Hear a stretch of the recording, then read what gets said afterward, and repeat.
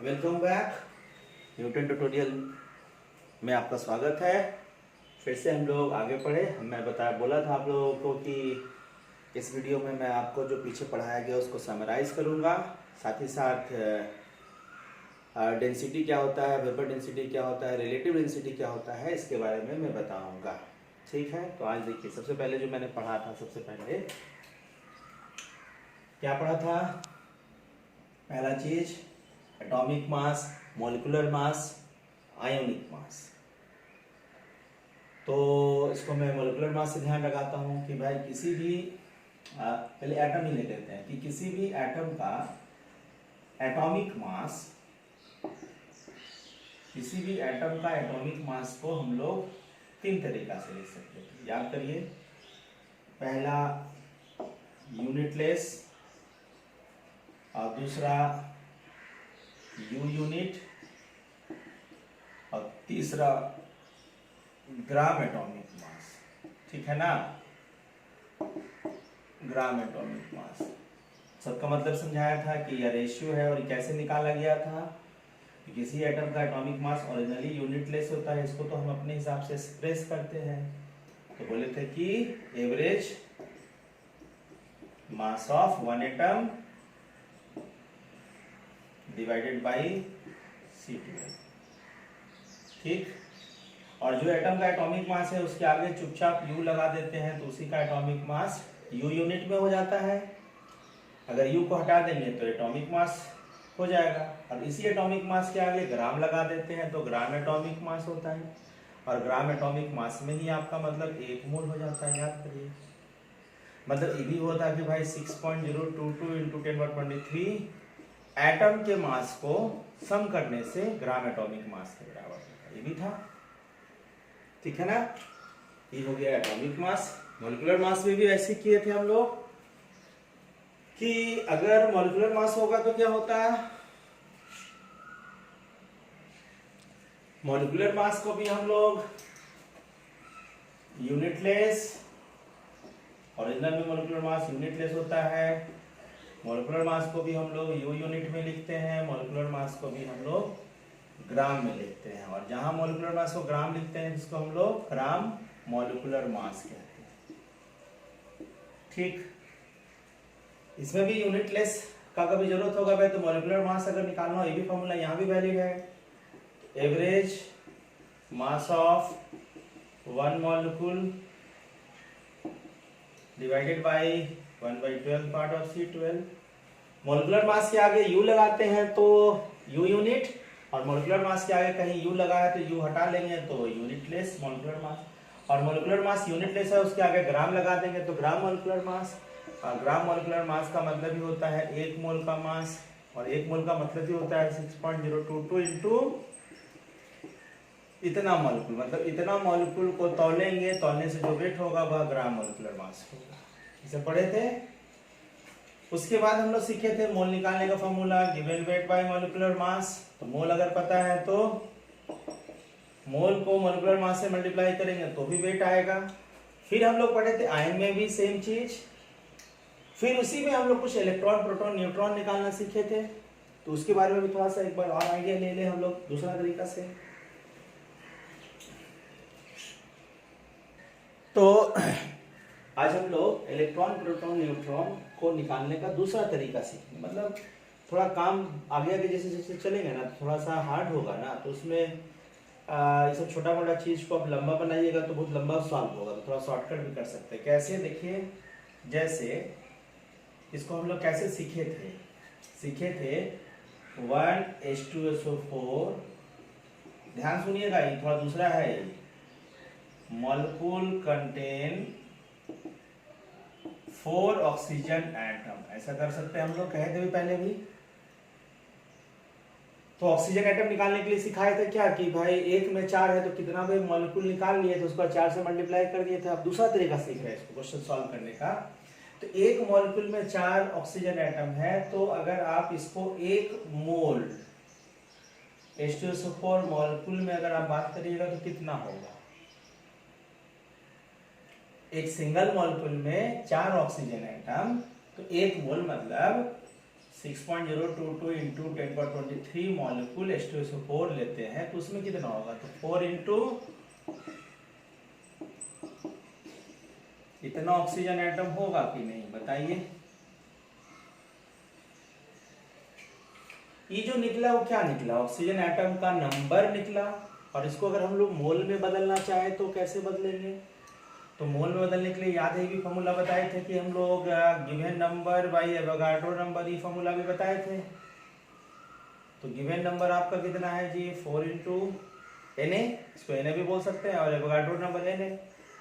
तो डी और ई cancel, divide हो गया, क्या आया 4, 4 क्या आया, 4 मोल आया, कौन, ऑक्सीजन एटम आया। नहीं तो 4 मोल कहाँ पे आया, जरा गौर करिएगा तो आप बोल सकते हैं ना 4 मोल कहाँ आया, तो 1 मोल H2SO4 में, मतलब आप इसको ऐसे लिख सकते हैं कि 1 मोल H2SO4 कंटेन 4 मोल ऑक्सीजन एटम।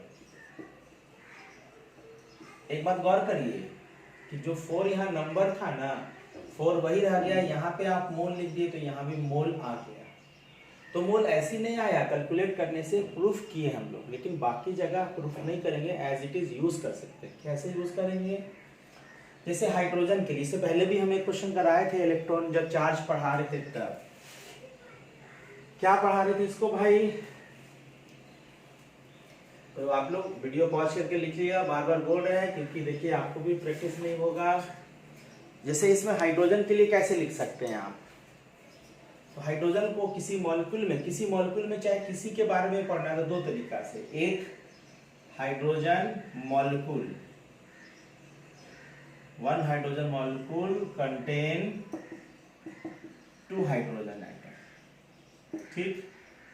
अगर इसको हम 1 मोल H2 में निकाल दे तो कितना आता है, सोचिए, जैसे ऑक्सीजन में निकाल लेते तो उतना लंबा ना करके सीधे सीधे 1 मोल H2 कंटेन, सीधे सीधे आप बोल सकते हैं 2 मोल ऑफ हाइड्रोजन एटम। नहीं, यहाँ मोल लिख दिए तो यहाँ भी मोल आ गया, यहाँ एक सिंगल मॉलिक्यूल में तो यहाँ भी एक सिंगल एटम, ऐसे। इसको और कैसे लिख सकते हैं, पढ़िएगा, बहुत काम आएगा, देखिए आगे हम इसी तरह से यूज करेंगे क्वेश्चन बनाने में।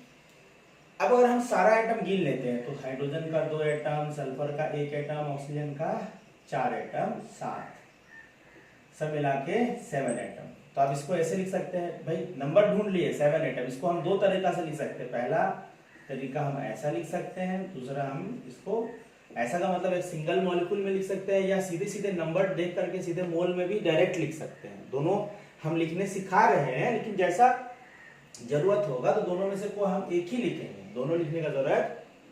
जैसे 7 है तो उसको कैसे लिख सकते हैं, 1 H2SO4 मॉलिक्यूल, सॉरी 1 यहाँ पे करेक्शन होगा, देखिए 1 H2SO4 मॉलिक्यूल कंटेन 2 हाइड्रोजन है, यहाँ पे क्लियर कर लीजिएगा, यहाँ भी H2SO4 है ना, 1 H2SO4 में ना आपका हाइड्रोजन का 2 है, यहाँ जरा कंफ्यूजन है, क्लियर कर लीजिएगा सब लोग। तो 1 H2SO4 molecule contain 7 total atom,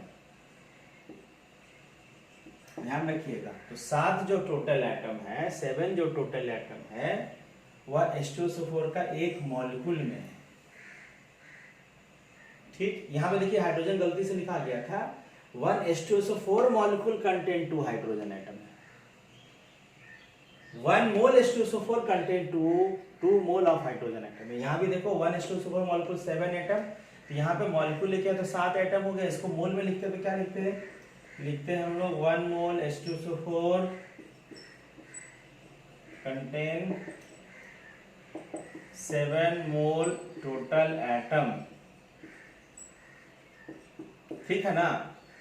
electron भी ढूंढ लेते हैं, यानी कि आप देखो या तो आप इसको मॉलिक्यूल में लिखिए या मोल में, दोनों में एक में जरूरत है। तो आप लोग क्वेश्चन, हम लोग आगे जब पढ़ेंगे तो हम ज्यादातर यूज क्वेश्चन में मोल मेथड से करेंगे, ठीक है। इलेक्ट्रॉन के लिए कैसे करेंगे जी, तो हाइड्रोजन का एटॉमिक नंबर 1, तो हाइड्रोजन का 2 इलेक्ट्रॉन, सल्फर का एटॉमिक नंबर 16, ऑक्सीजन का 8, 4 × 32, सबका सम करेंगे तो 50 इलेक्ट्रॉन। अब इलेक्ट्रॉन के बारे में भी हम लोग दो तरीका से पढ़ सकते हैं, क्या, इलेक्ट्रॉन के बारे में भी हम लोग दो तरीका से पढ़ सकते हैं। एक सिंगल मॉलिक्यूल में 1:4 मॉलिक्यूल कंटेन मात्र 50 electron. 1:4 molecule contain 50 electron, one molecule. But इसको मोल में बोलेंगे तो 1 मोल H2SO4 contain 50 mole of electron. देखिए हम लोग ऐसा लिखे। कंक्लूजन क्या हुआ पूरा का? कंक्लूजन हुआ कि किसी भी मॉलिक्यूल में जिसके बारे में आपको बात करना है, इलेक्ट्रॉन के बारे में बात करना है, तो इसमें इलेक्ट्रॉन निकाल लीजिए एक मॉलिक्यूल को, और एक मॉलिक्यूल में कितना इलेक्ट्रॉन है आप उसको सीधे सीधे उसको मोल में लिख सकते हैं। अगर आपको हाइड्रोजन एटम के बारे में पता करना है तो एक मॉलिक्यूल में हाइड्रोजन का 2 एटम है H2SO4 का, तो आप डायरेक्टली 1 मोल H2SO4 कंटेन 2 मोल हाइड्रोजन एटम डायरेक्टली लिख सकते हैं। तो बोलिए सर इसका फायदा क्या होगा? तो एक दो क्वेश्चन कराते हैं, उसको पीछे जो पढ़ाएं तो उसको भी आप ऐसे ही सॉल्व कर सकते हैं। तो देखिए एक क्वेश्चन करा रहे हैं, इसको पहले भी कराए हैं हम लोग, लेकिन इसको आज दूसरे मेथड से बनाएंगे। Calculate number of mole of electron in following. Electron का देखिएगा, आपको हम बोले थे कि जो पूछेगा उसको ध्यान दीजिएगा। नंबर ऑफ मोल किसका? इलेक्ट्रॉन का। कहाँ पे? तो 9.8 ग्राम H2SO4 में। तो पहले हम क्या करेंगे भाई, मोल निकालेंगे। देखिए रिवीजन भी हो जा रहा है और नया मेथड भी सीख रहे हैं हम लोग। गिवन मास तक वो ग्राम ही में है, 9.8/98 याद हो गया होगा अगर क्वेश्चन बनाए होंगे तो 0.1। तो 0.1 मोल किसका हुआ? H2SO4 का हुआ, लेकिन आपको इलेक्ट्रॉन का मोल पूछ रहा है इसमें। तो आपको हम सिखाए थे कि जिसका मोल पूछेगा उसका नंबर ढूंढिएगा। इसमें नंबर कितना इलेक्ट्रॉन का आया था जी, अभी पीछे निकाले थे तुरंत, ठीक 50। इसको आप ना क्या करिए कि सीधे मोल में लिख दीजिए। क्या लिखिएगा? 1 मोल H2SO4 contain 50 mole of electron. 50 mole of electron कहाँ है जी? 1 मोल। 50 नंबर तो सीधे मोल में लिख दिए। तो भाई आपको 1 मोल में नहीं, हमारे पास है कितना मोल? 0.1। तो 0.1 मोल H2SO4 कंटेन 50 into 0.1 मतलब 5 मोल इलेक्ट्रॉन। This is answer. ठीक, क्वेश्चन और कराते हैं आपको हम, कॉपी करिए। देखिए एक क्वेश्चन और क्या है, कैलकुलेट नंबर ऑफ मोल। और अगर मोल हम लोगों को पता है तो मोल को नंबर में कैसे बदलें? कभी कभी नंबर भी पूछेगा तभी यही प्रोसेस करिएगा। तो मोल में Na से मल्टीप्लाई करते हैं तो नंबर आता है ना, नंबर, ठीक है ना। जिसका मोल अगर इलेक्ट्रॉन का तो नंबर भी इलेक्ट्रॉन का, मोल अगर प्रोटॉन का तो नंबर भी प्रोटॉन का। तरीका हम लोग जानते हैं ना इसको। आपसे क्वेश्चन में पूछा है कि नंबर ऑफ मोल ही पूछ रहा है, नंबर नहीं पूछ रहा है। अभी आगे का बात बता रहे हैं। Number of mole of electron, proton and neutron कहाँ पे? तो 45 ग्राम ऑफ ग्लूकोज में। तो पहले आप क्या कीजिए, ग्लूकोज का मोल निकाल लेते हैं भाई। तो ग्लूकोज का मोल हो गया, गिवन मास 45 और मॉलिक्यूलर मास देखिए 12 × 6 + 12 प्लस, याद होगा मेरे ख्याल से, दिस इज 180 से डिवाइड कर लीजिए। ये भी ग्राम है, नीचे भी ग्राम है, तो मोल आ गया 1/4 मोल ऑफ ग्लूकोज। ध्यान रखना ये मोल ऑफ ग्लूकोज है, लेकिन आपको मोल ऑफ ग्लूकोज नहीं पूछा है, मोल ऑफ इलेक्ट्रॉन पूछा है, प्रोटॉन और neutron in 45 gram of glucose. तो इसको कैसे सॉल्व करेंगे हम लोग, देखिए। तो इसको सॉल्व करने का तरीका क्या है भाई, पहले आप जो पूछा है इलेक्ट्रॉन, तो इलेक्ट्रॉन और चूंकि न्यूट्रल स्पीसीज है, इलेक्ट्रॉन प्रोटॉन तो बराबर ही होगा। तो पहले इलेक्ट्रॉन निकाल लेते हैं हम लोग कि इलेक्ट्रॉन कितने हैं इसमें, ठीक है ना। इलेक्ट्रॉन कितने हैं? तो कार्बन का इलेक्ट्रॉन, कार्बन का एटॉमिक नंबर 6, तो कार्बन में देखिए कितना होगा 6 × 6, हाइड्रोजन का 12 × 1, ऑक्सीजन का एटॉमिक नंबर 8, तो 8 इंटू 6 कितना होगा जी? 36, 12 प्लस 48, सबको सम करिए कितना होगा?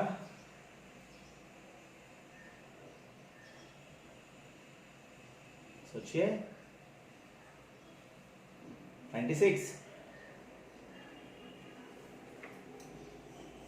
तो 96 इलेक्ट्रॉन। तो आप लिख सकते हैं 1 मोल of glucose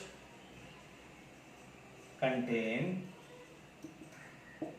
96 mole of electron, है ना? 1 मोल, हमारे पास कितने मोल है? तो 1/4 mole contain 96 into 1/4 this mole of electron. और जितना मोल होगा this is equal to 96 into 1/4 mole of proton. Proton भी उतना ही होगा, प्रोटॉन भी उतना ही होगा ना। अब रहा न्यूट्रॉन। न्यूट्रॉन कैसे निकालेंगे? तो आपको सिखाए थे आप लोग को न्यूट्रॉन निकालने का तरीका, याद करिए। तो न्यूट्रॉन निकालने का तरीका क्या होगा? तो न्यूट्रॉन निकालने का तरीका बताए थे आपको। इसका मॉलिक्यूलर मास याद करिए, मॉलिक्यूलर मास 180, इसमें से 96 माइनस होगा। याद करिए, मॉलिक्यूलर मास में हम लोग बोले थे कि भाई इलेक्ट्रॉन या एटॉमिक नंबर माइनस कर दीजिए तो नंबर ऑफ न्यूट्रॉन्स आएगा कि नहीं? तो 96 और माइनस करिएगा कितना आएगा बताइए? 84। 84 क्या आया? न्यूट्रॉन आएगा ना। तो आप लिख सकते हैं 1 mole glucose contain 84 mole of neutron. 1 mole glucose contain 84 mole neutron. हमारे पास इतने मोल है, तो 1/4 mole of glucose contain 1/4 into 84 mole of neutrons. तो ऐसे कैलकुलेट करेंगे। देखो आप डायरेक्टली ऐसे कर सकते हैं, आप पहले भी आपको बताया वैसे भी कर सकते हैं, ऐसे जो जिसको अच्छा लगे वैसे करिए। चलिए, तो ये पीछे का रिवीजन था आपका, आप इस मेथड से भी सॉल्व कर सकते हैं। अब आगे हम लोग आप बात करेंगे डेंसिटी।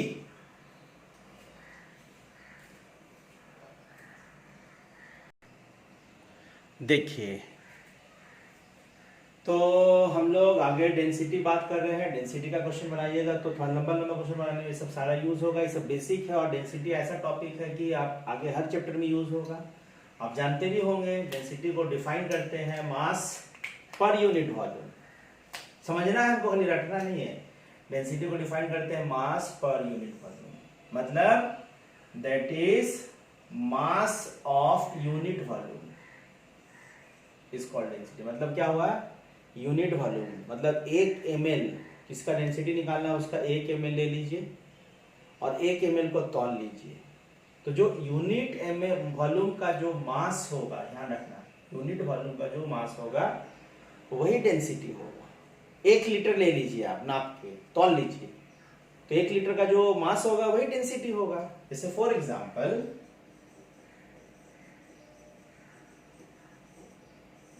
अगर डेंसिटी ऑफ वाटर आपको पहले भी बताया, दिस इज 1 ग्राम पर ml। इसको कैसे समझेंगे?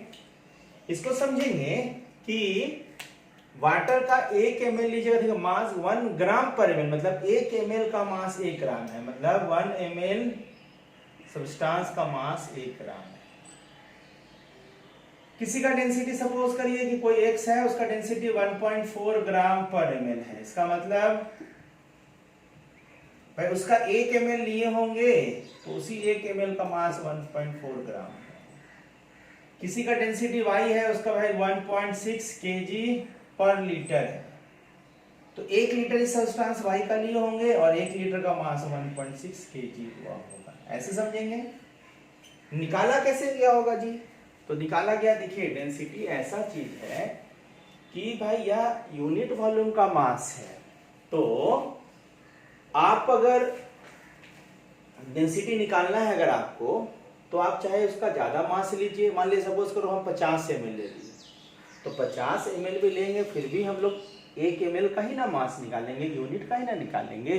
तो ज्यादा या कम ले, सपोज करो ज्यादा या कम ले तो डेंसिटी चेंज नहीं होगा। सपोज करो हम आधा ml ले, तो आधा ml का मास कुछ होगा तो निकालेंगे 1 ही ml का ना मास।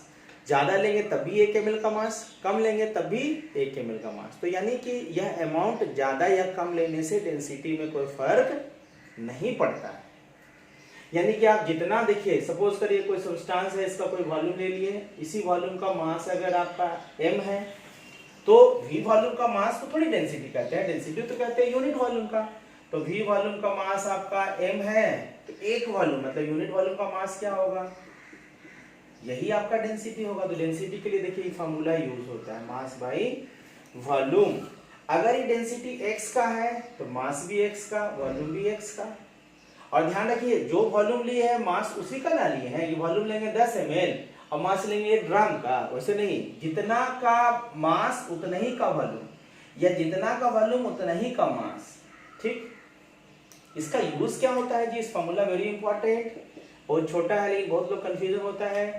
इस फॉर्मूला का यूज क्या होता है, इस फॉर्मूला का काम ही है डेंसिटी वाला का, जिस क्वेश्चन में डेंसिटी दिया रहेगा बिना ही फॉर्मूला यूज किए क्वेश्चन नहीं बनेगा।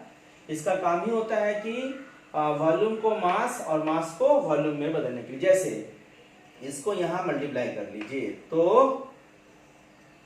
डेंसिटी तो फिक्स है, ज्यादा या कम लेने से चेंज होता नहीं है। तो कोई वॉल्यूम ले लीजिए, उसका वॉल्यूम से मल्टीप्लाई करिए तो उसी का मास आ जाएगा। जैसे पूछ दे आपसे, सपोज करो कि मान लेते हैं कि 100 ml कोई x है और इसका डेंसिटी 1.6 ग्राम पर ml है, और क्वेश्चन सॉल्व करते देखो ये वॉल्यूम ml में है और आपको पूछ रहा है क्वेश्चन में, देखिए मास पूछेगा ग्राम में, तो मास नहीं पूछेगा, क्वेश्चन में यूज होगा, आपको समझा रहे हैं हम। तो देखिए गिवन हमारा क्या है जी, वॉल्यूम और डेंसिटी है, निकालने क्या बोल रहा है, मास। देखिए डेंसिटी इनटू मास, और जिसका डेंसिटी होगा उसी का वॉल्यूम उतना ही का मास आएगा। डेंसिटी तो कम या ज्यादा होने से चेंज होता नहीं है, अगर वॉल्यूम बढ़ाइएगा तो मास बढ़ेगा, मास बढ़ाइएगा तो वॉल्यूम बढ़ेगा।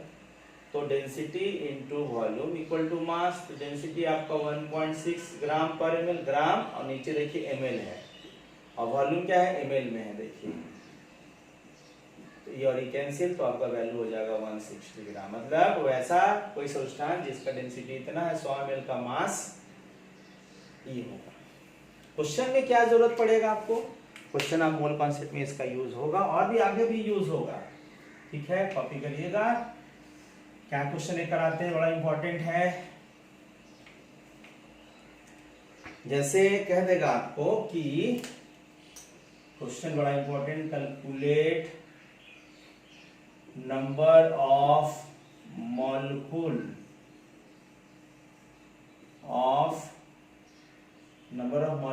ऑफ बेंजीन इन डेटा, और ओरिजिनल नहीं है, डेटा अपने मन से दे रहे हैं, इन 160 ml ऑफ बेंजीन।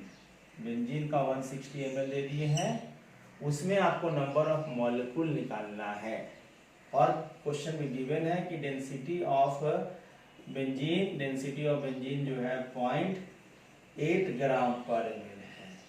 अब कैसे सॉल्व करेंगे, सोचिए आप लोग। तो मैं सॉल्व करते जा रहा हूं, अगर किसी को भाई मन है तो आप लोग इस वीडियो को पॉज करिए, अपने से सॉल्व करिए। सॉल्व करने के बाद अगर समझ ना आए तो इसको देखिए, आंसर मिलाइए। ठीक है, देखिए आपसे क्वेश्चन क्या पूछा जाए, देखिएगा, calculate number of molecule of benzene. आपका मॉलिक्यूल निकालना, मॉलिक्यूल नॉट मोल। तो आपको हम बताए थे कि नंबर ऑफ मॉलिक्यूल अगर कभी निकालना हो तो आपको तो मोल निकालना पड़ेगा और एवोगाड्रो नंबर से मल्टीप्लाई करिएगा, क्योंकि एक मोल में 6.022 इंटू 10⁻23 मॉलिक्यूल्स होता है। तो मोल निकालिएगा यहाँ पे बेंजीन का, तब नहीं से मल्टीप्लाई करिएगा। तो बेंजीन का मोल कहाँ निकालेगा भाई, तो देखिए 160 ml बेंजीन में, और बेंजीन कोई गैस नहीं है, बेंजीन नेचर में लिक्विड होता है। कैसे पता चले लिक्विड होता है, तो कार्बन जिसके पास 5 से ज्यादा कार्बन होता है वो लिक्विड में ही होता है। तो ये तो देखिए, अगर गैस रहता तो भाई एसटीपी भी नहीं, गैस भी नहीं लिखा है। अगर गैस रहता और एसटीपी रहता तो वॉल्यूम वाला फॉर्मूला यूज करते हैं। तो भाई हमारे पास तो भाई इस बाकी सब्सटेंस का मोल निकालने का एक ही फॉर्मूला है, गिवन मास इन ग्राम बाय मॉलिक्यूलर मास। और मोलिकुलर मास बेंजीन का निकाल लीजिए तो 1278 होगा। आपको गिवन मास ग्राम में चाहिए, लेकिन यहाँ वॉल्यूम दिया हुआ है, तो अभी सिखाए हैं कि वॉल्यूम को मास में बदलने के लिए डेंसिटी, तो कैसे होगा जी, तो मास में बदलने के लिए देखो फॉर्मूला ही लिखे थे आपको, डेंसिटी इनटू वॉल्यूम।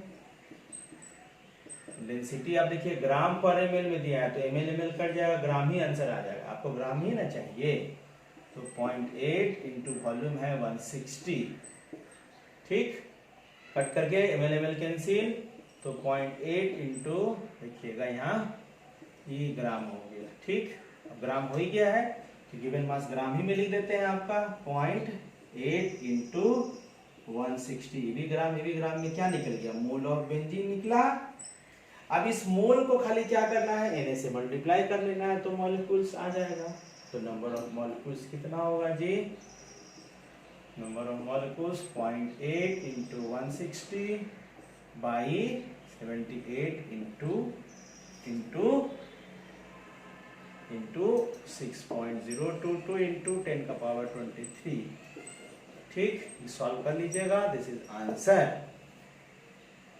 कैलकुलेशन करना होगा आपको, कैलकुलेशन के लिए हम आपको बोले हैं आगे अभी कैलकुलेशन करिए, इतना लंबा बहुत सारा आएगा इसमें, तो सॉल्व करने का हम स्मार्ट कैलकुलेशन सिखाएंगे आगे, लेकिन अभी ये स्मार्ट नहीं, अभी आप पूरा जैसे सॉल्व करिए, प्रैक्टिस करिए, हार्ड लगे तो लगे। चलिए ओके, कॉपी करिए, फिर आगे हम लोग बात करें। अगला हम लोग बात करें, टॉपिक डेंसिटी हो गया, अब अगला बात करते हैं हम लोग दूसरा, वेपर डेंसिटी, ठीक है, वेपर डेंसिटी, शॉर्टकट में देखिएगा VD लिखा हुआ रहेगा। एक शब्द में अगर बोले जाए तो किसी भी gas, vapour density specially gas के लिए ही होता है, गैस, ठीक, तो कोई भी गैस का मॉलिक्यूलर मास को 2 से डिवाइड कर लीजिएगा तो वेपर डेंसिटी आएगा। डिफाइन करेंगे, पहले जो जरूरत है उसको समझिए। कभी आपसे पूछेगा कि ऑक्सीजन का वेपर डेंसिटी कितना होता है, तो ऑक्सीजन का मॉलिक्यूलर मास 32 को 2 से डिवाइड करिएगा तो 16 वेपर डेंसिटी ऑफ ऑक्सीजन। मान लेते हैं कभी अगर आपसे पूछेगा कि नाइट्रोजन का वेपर डेंसिटी है, तो नाइट्रोजन का मॉलिक्यूलर मास 28 N2, नाइट्रोजन 40 नहीं N2 है, तो 28/2 वेपर डेंसिटी ऑफ नाइट्रोजन। या कभी आपको वेपर डेंसिटी अगर आपको पता है तो 2 से मल्टीप्लाई करिएगा तो मॉलिक्यूलर मास। ध्यान रखिएगा, जिसका वेपर डेंसिटी x का तो मॉलिक्यूलर मास x का, अगर y का तो मॉलिक्यूलर मास y का। यही यूज है इसका वेपर डेंसिटी का, ठीक, वेपर डेंसिटी का कोई और यूज नहीं है।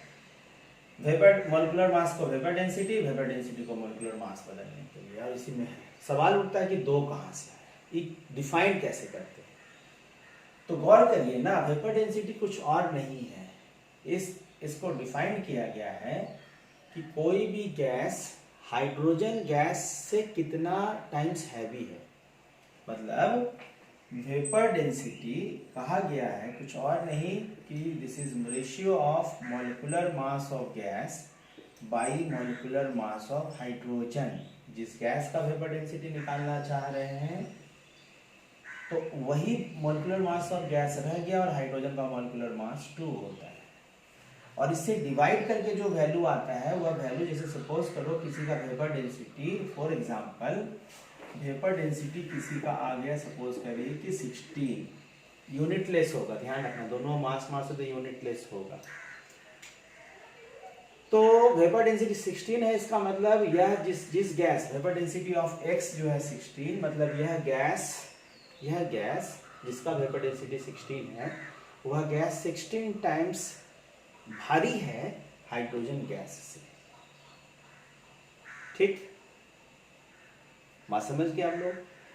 लेकिन भाई वेपर डेंसिटी स्पेशली हाइड्रोजन के लिए डिफाइंड है, तो कभी कभी लिख देगा वेपर डेंसिटी ऑफ x और ब्रैकेट में लिख देगा हाइड्रोजन इक्वल टू 1, मतलब हाइड्रोजन को 1 मान लिए, मतलब 1 मतलब यहाँ 1 नहीं लिखना है, हाइड्रोजन का मास अगर 1 है तो इससे 16 टाइम्स हैवियर है। अगर ये तो हाइड्रोजन का मास 2 है, इसका मतलब यहाँ पे ऐसे तो वेपर डेंसिटी आपका 16 है और लिख देगा हाइड्रोजन 1 का मतलब हाइड्रोजन के रेफरेंस से वेपर डेंसिटी निकाला गया है। लिखने का मतलब ऐसा है, मतलब फिर से बोल रहे अगर यहाँ 1 लिखा रहे हाइड्रोजन इक्वल टू मतलब यह वेपर डेंसिटी हाइड्रोजन के रिस्पेक्ट में निकाला गया है, तो आप vapour density equal to molecular mass by 2 रखना पड़ेगा, क्योंकि हाइड्रोजन से यहाँ पे 1 है तो 1 नहीं लिखना है, हाइड्रोजन को 1 माना है उससे ही 16 टाइम्स है मेरे। तो मॉलिक्यूलर मास कितना होगा वेपर डेंसिटी इंटू 2, यही 2 आया। ठीक, और नहीं भी कुछ लिखा रहे हैं तो इसका मतलब अंडरस्टूड डिफाइंड है कि वेपर डेंसिटी हाइड्रोजन के रिस्पेक्ट में ही डिफाइंड है। कभी कभी क्या होता है ऐसा लिखा रहेगा vapour density of x equal to 4 और ब्रैकेट में लिख देगा मीथेन इक्वल टू 1, ऐसा लिखा रहेगा। तो पूछेगा then find molecular mass of x। गौर करिए vapour density of x equal to 4 दे दिया है और यहाँ कुछ नहीं लिखा रहता तो हम क्या समझते हैं हाइड्रोजन के रिस्पेक्ट में है, लेकिन यहाँ पे लिख दिया मीथेन इक्वल टू 1 का मतलब यहाँ पे हाइड्रोजन के जगह मीथेन लिया गया होगा और उसको 1 माना गया है और उसके रिस्पेक्ट में यह 4 टाइम्स है, मतलब उस केस में आपका हो गया वेपर डेंसिटी गैस का मतलब x का, x है तो x का, और नीचे मॉलिक्यूलर मास मीथेन का है, मीथेन के रिस्पेक्ट में निकाला गया तो मीथेन लेंगे, ऐसा लिखा रहेगा किसी गैस में। कुछ ना लिखा रहे तो हाइड्रोजन मान लेते हैं, ठीक है ना। तो भाई मॉलिक्यूलर मास x का, हाइड्रोजन का मॉलिक्यूलर मास 16 होता है और इक्वल टू वेपर डेंसिटी 4 है, तो मॉलिक्यूलर मास x का आपका 64 आएगा। ठीक, क्वेश्चन बनाने में इसका काम आएगा, क्वेश्चन हम बनाएंगे, एक क्वेश्चन अभी बनाते भी हैं, देखिए सब लोग।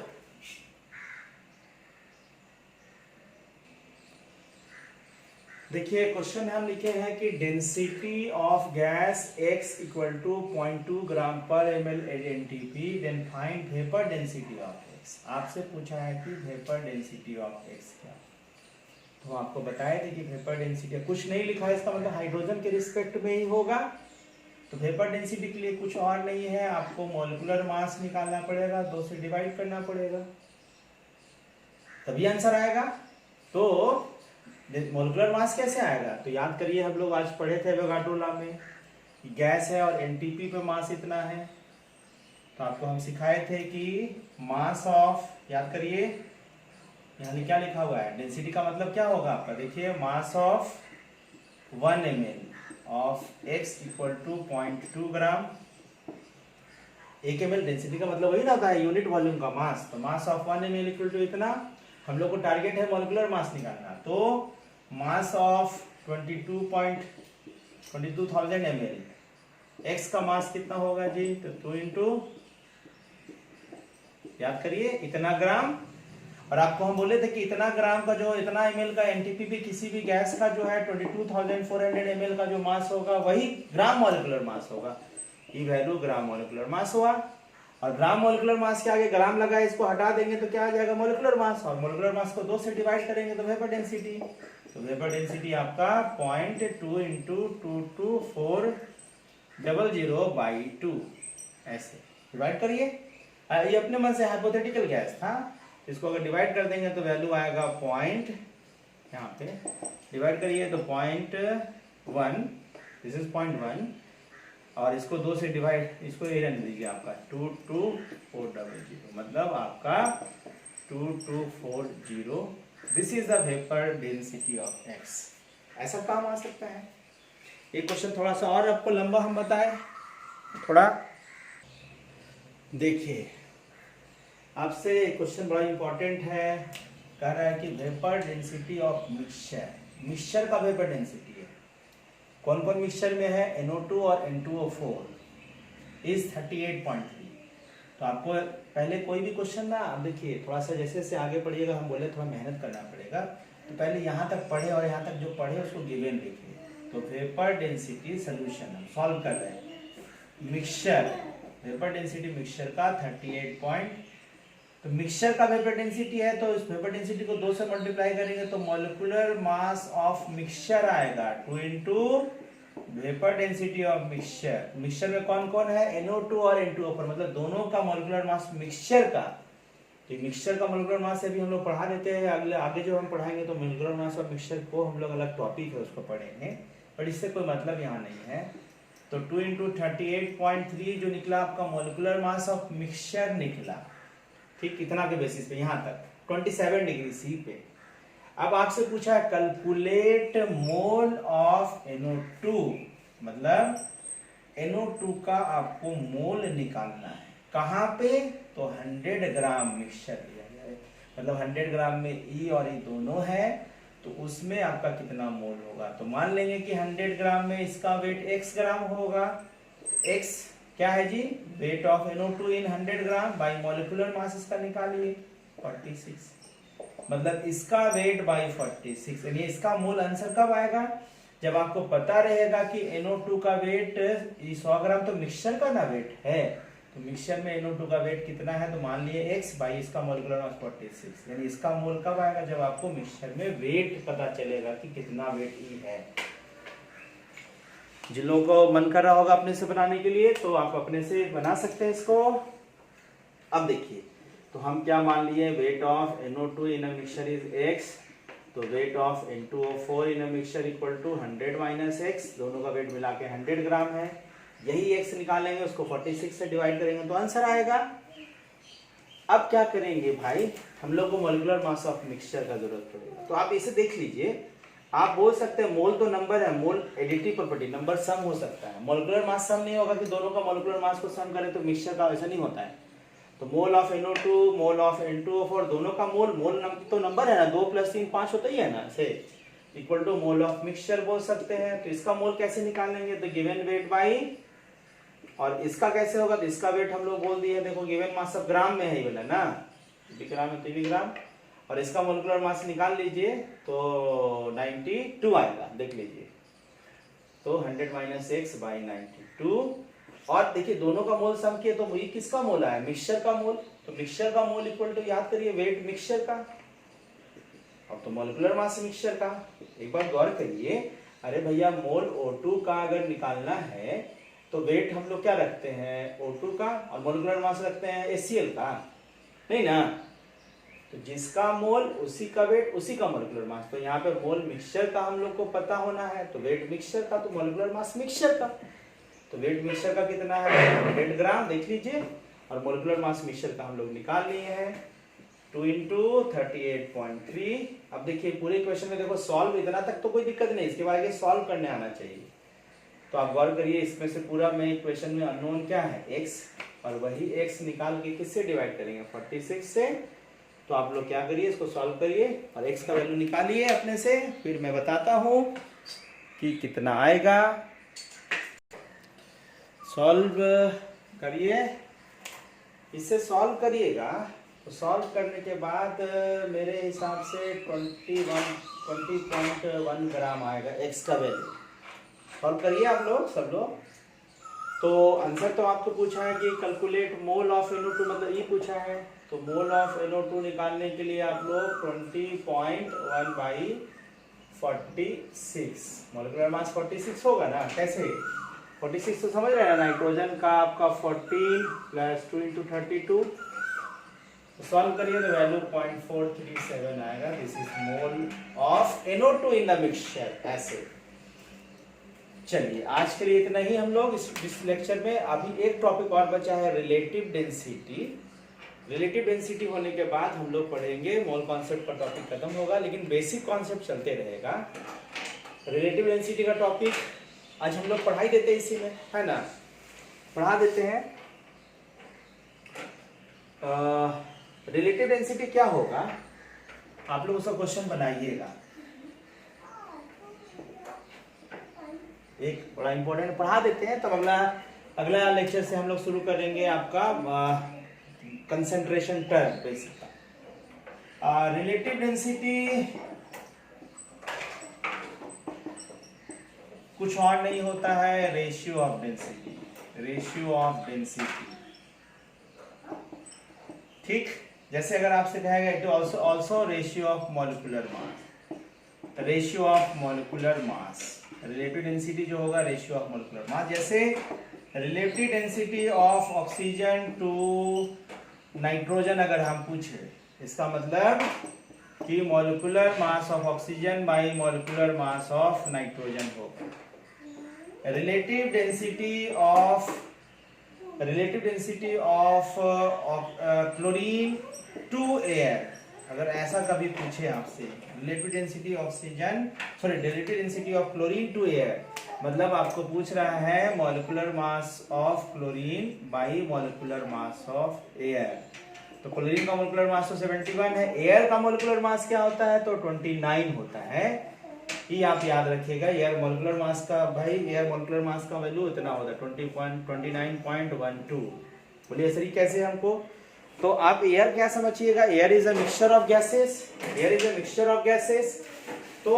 तो मिक्सचर ऑफ गैसेस के लिए हम लोग मिक्सचर ऑफ गैसेस का मॉलिक्यूलर मास कैसे निकालते हैं तो हम लोग पढ़ेंगे, लेकिन एयर में तो फिक्स है कि नाइट्रोजन इतना, ऑक्सीजन इतना, तो आप इसको याद रखिएगा। एयर मतलब ऑक्सीजन मत समझिएगा, 29 होता है आपका एयर का मॉलिक्यूलर मास, 29.12 होता है, जिसको हम अप्रोक्सीमेट 29 लेते हैं। इसको याद रखना है, आगे हम लोग पढ़ाएंगे कि मॉलिक्यूलर मास ऑफ एयर कैसे निकालता है। तो डिवाइड करिएगा, तो बस रिलेटिव डेंसिटी का यही यूज है और कुछ भी नहीं है। जैसे इस केस में आपसे पूछता तो क्या होता, 32/28, यही आपका relative density of oxygen to relative density of nitrogen आया। तो ऐसा क्वेश्चन आपको मिलेगा। This is all about vapour density and relative density. आप इसको कॉपी सॉल्व करिएगा, सारा कुछ सॉल्व करिएगा। और आज हम क्या करेंगे, सीट देंगे, तो आप मोल कॉन्सेप्ट से रिलेटेड सीट को बनाइएगा। नेक्स्ट क्लास में हम लोग जो सीट होगा उसका डिस्कशन करेंगे, और डिस्कशन के बाद हम लोग अगला टॉपिक शुरू करेंगे। इसी में मोल कॉन्सेप्ट का ही अगला टॉपिक है, मैंने बेसिक का, उसमें हम लोग पढ़ेंगे कंसेंट्रेशन टर्म, जैसे आप जानते हैं ना, मोलरिटी, मोल फ्रैक्शन, उसके बारे में हम लोग अगले क्लास में डिस्कशन करेंगे। धन्यवाद।